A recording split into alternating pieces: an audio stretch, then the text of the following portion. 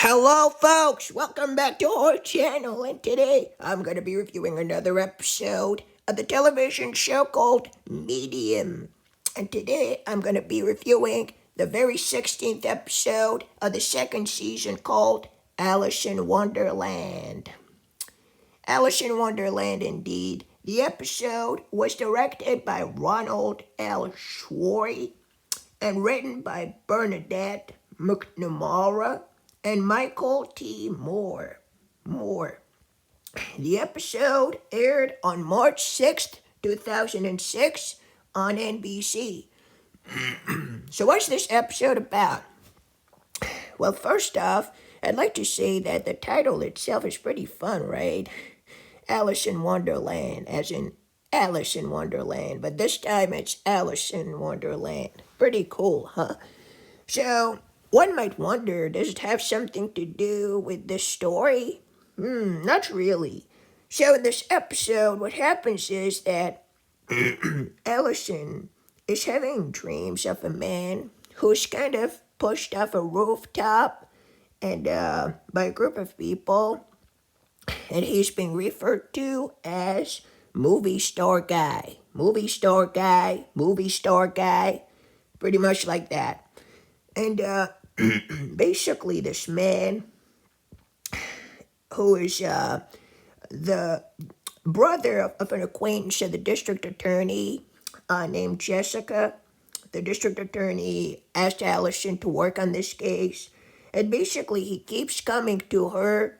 She keeps seeing him as the famous actor named David Carradine, which is pretty fun, as David Carradine himself happens to be playing this his own self in this episode. Pretty cool, huh? So we have David Carradine, who is himself, and as Jessica's brother, and Allison keeps seeing him in that way, so she's asking him how come, and he informs her that he imagines that he's him, that he is David Carradine, and basically this man is pretty well versed when it comes to mathematical equations, and when they go to his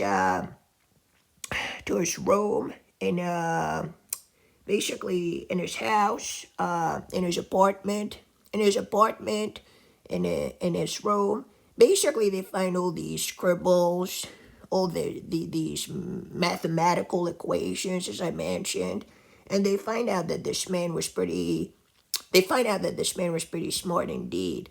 But he also suffered from some kind of not like schizophrenia.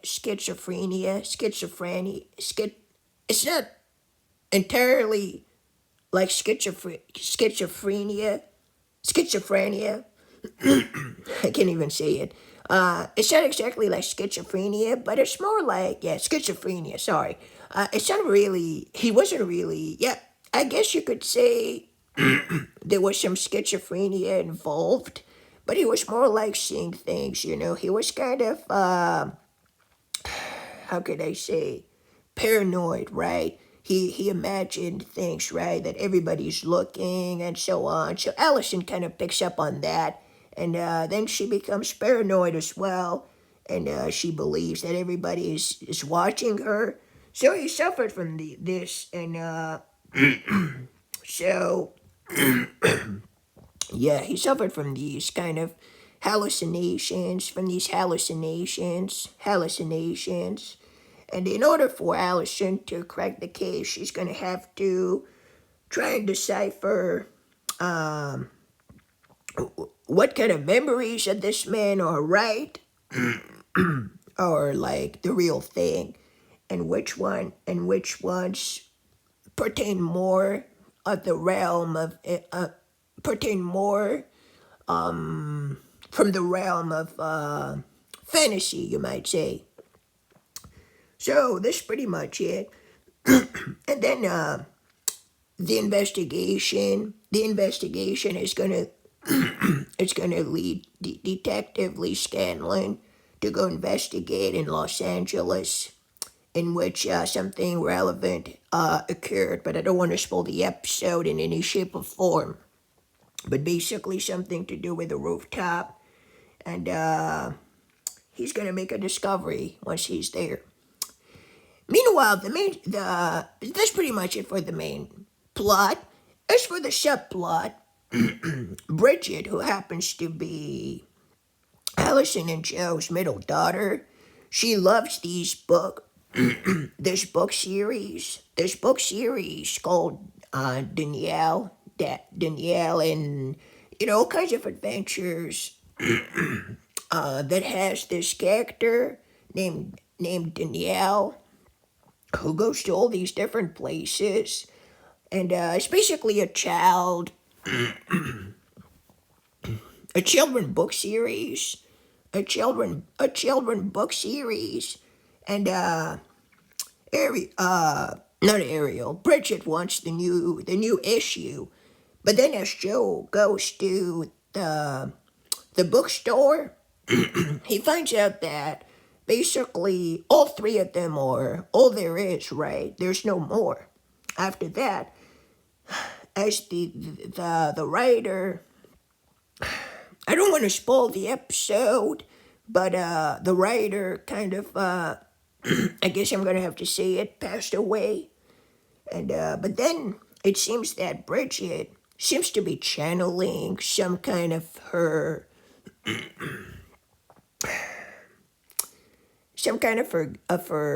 writing skills, and she starts writing down something. And then Allison and Joe are pretty worried about, more like Joe, yeah, better say Joe. Joe is pretty worried about this, having his daughter, who might have been, seeing things and, yeah, channeling the energy of her dead writer. Yeah, it doesn't sit very well with him, whereas Allison is pretty chill about the whole thing. And then there's going to be the final twist, of course, in which we're going to find out what really happened. And yeah, that's pretty much it, I guess. So yeah, this gift of Allison, as you probably have guessed, might be hereditary, right? Maybe it's hereditary. Might be hereditary. But I'm not going to spoil it too much. So what was this episode about? Maybe I'd like to say a few things about the actors. First and foremost, we have the main ones. Then we have Rebecca Gayheart. Rebecca Gayheart is Jessica Delaney, who's the sisters I mentioned. Frederick Lean, who's an awesome actor who plays David Delaney. Really liked him. Madison Mason is the lawyer. David Carradine is Jessica's brother. And Michaela Watkins is the clerk in the bookstore. And Miranda Carabello as Marie. So, my favorite actors are definitely David Carradine from this episode and Frederick Lean. Pretty awesome actors. Really loved what they did. Forgive me, I was just,